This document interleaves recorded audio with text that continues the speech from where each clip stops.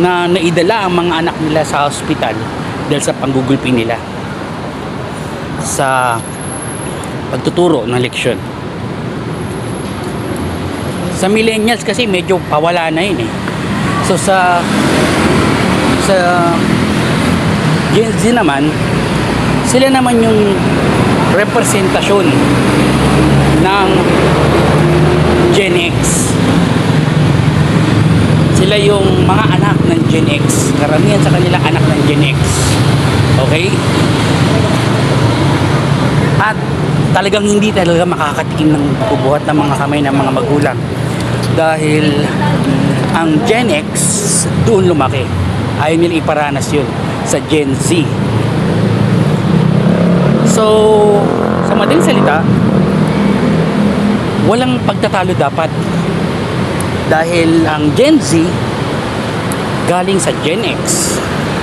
Ang millennials kapatid ng Gen Z.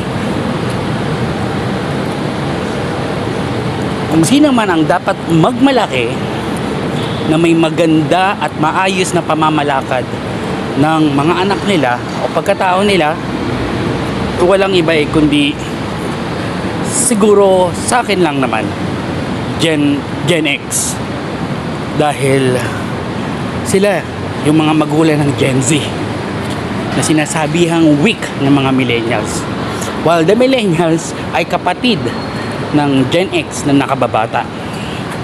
At sa pagpapalaki naman, walang ibang makakasabi kung sino yung pinakamagaling magpalaki ng anak, dahil wala namang perfectong tao.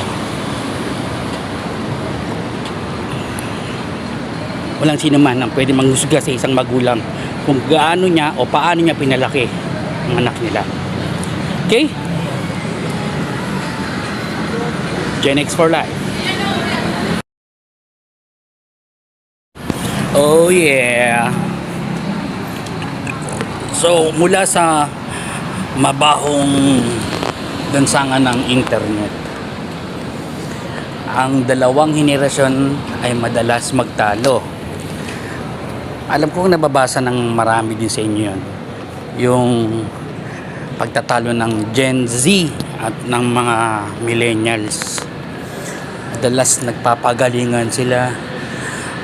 Kesyo yung Gen Z daw ay mga weak, yung mga millennials naman strong.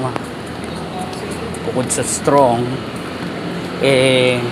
pinagmamalaki pa yung mga pinagdaanan nila nung kabataan sila.